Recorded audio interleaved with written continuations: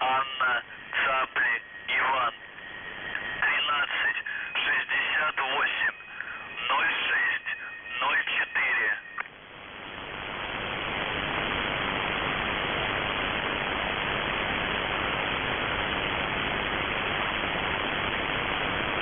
Николай, Женя, Татьяна, Иван. Николай, Женя, Татьяна, Иван. 82 890.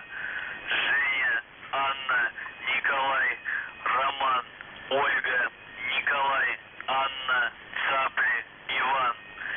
1368 06 04. Прием.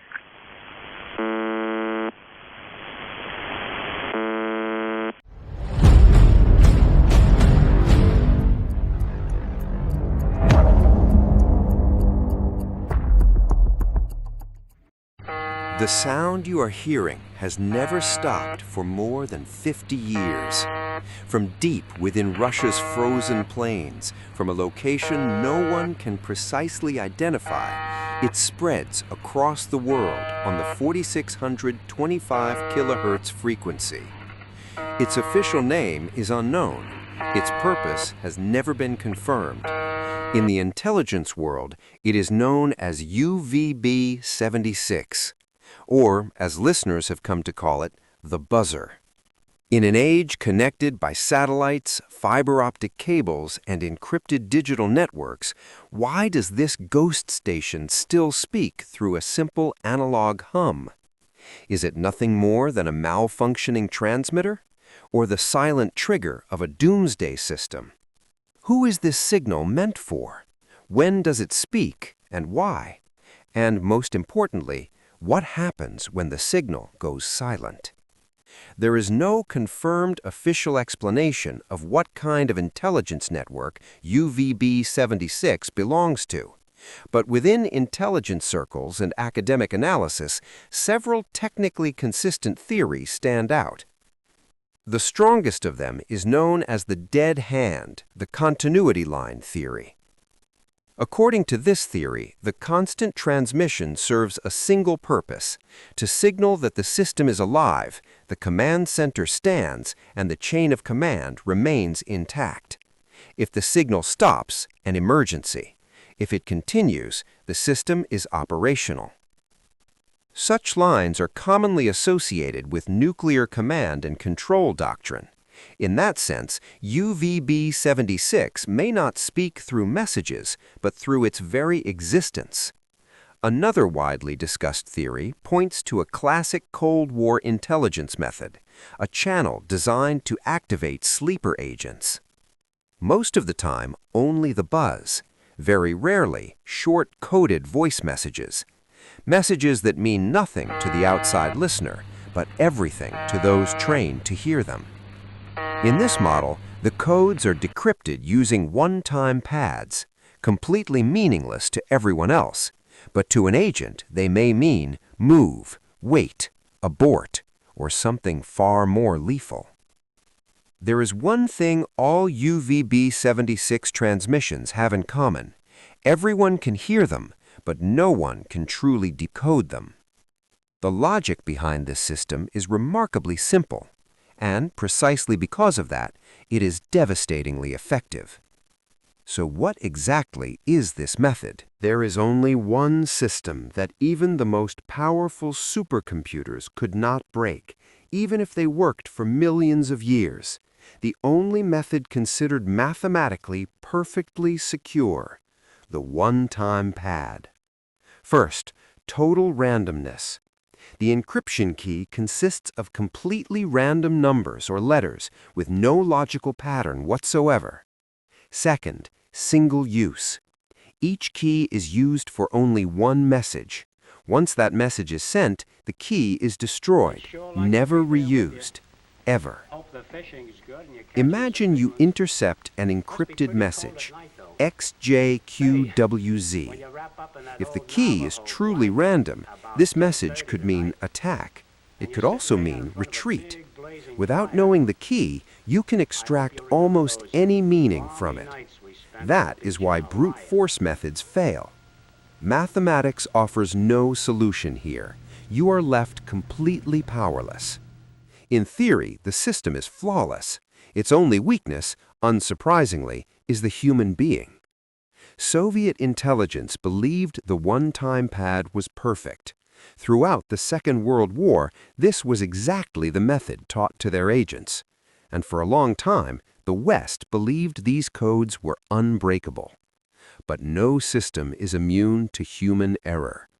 When the same key is used a second time, the most secure encryption method in the world betrays itself. In 1943, a small unit within the U.S. Army began monitoring the diplomatic communications of the Soviet Union. The name of this operation was Venona. At first, no one was optimistic. Amid the chaos of war, intelligence communications were strained, working conditions grew harsher, and personnel were stretched thin.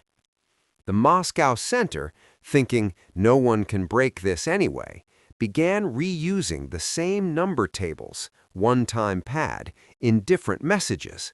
And this opened the door to one of history's greatest secret operations, Venona. Genius linguist Meredith Gardner noticed something odd in thousands of messages. Some number sequences kept repeating.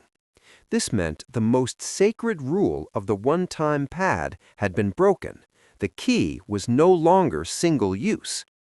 Gardner began decoding the meanings hidden in these numbers. When she found the first word, she was chilled to the bone. This was not a diplomatic message. It was an intelligence report. American and British cryptographers started lining up message fragments encrypted with the same key, filling in the gaps one by one. This process did not take months, it took years, because Venona was not just a decryption operation, it was a war of patience. Code names gradually began to reveal themselves. Aliases like liberal, antenna, ales were linked to real people and real organizations. The truths uncovered by Venona shook the world. The Soviets had infiltrated the United States' most secret project, the Manhattan Project. Messages revealed how figures like Ethel and Julius Rosenberg passed atomic bomb plans to Moscow. It even emerged that some of President Roosevelt's closest advisors were Soviet agents. Venona did more than just break codes. It revealed a hidden network entrenched at the heart of governments. For the first time, the Western world saw clearly Soviet agents embedded within state institutions, how nuclear secrets were being passed, and how the Cold War could be lost before it even began. It became clear that the Soviets advanced toward the atomic bomb not only through military intelligence, but also through information espionage. The decrypted messages exposed how Soviet intelligence systematically operated, from academia to defense industries, from foreign ministries to nuclear research, across America and its allies. The irony was this: Venona's existence remained secret for decades. Its data could not be used in court. If the sources were revealed, the Soviets would notice the encryption mistake, and the door would close forever. As a result, many agents were known, monitored, but could never be officially charged. This was one of the harshest dilemmas of the intelligence world, knowing the truth, but never being able to say it. Venona did not start the Cold War, but when it began, it revealed, long before anyone else, who was truly prepared. By the late 1950s, Soviet intelligence began noticing Western coincidental operations. Some agents were uncovered in ways that seemed too coincidental, and some operations failed in ways that seemed too coincidental. Eventually, the truth emerged. The one-time pad keys had been reused. With this discovery, old encryption systems were abandoned. Key production came under strict control, and radio and diplomatic message protocols were rewritten. Thus, the Venona window closed for Western intelligence. It was one of the rarest events in intelligence history. A single human error had shifted the global balance. Venona proved how even the perfect encryption could be broken by human mistakes. But this was not the end of the one-time pad. Instead, lessons were learned. Even today, if the internet went dark or satellites were blinded, radio waves would still be out there. That is why UVB-76 still does not fall silent. Perhaps somewhere, a spy flipping the pages of an old notebook waits for those random numbers to come over the airwaves. Because in the fragile world of the digital age, sometimes the safest path is the most familiar one.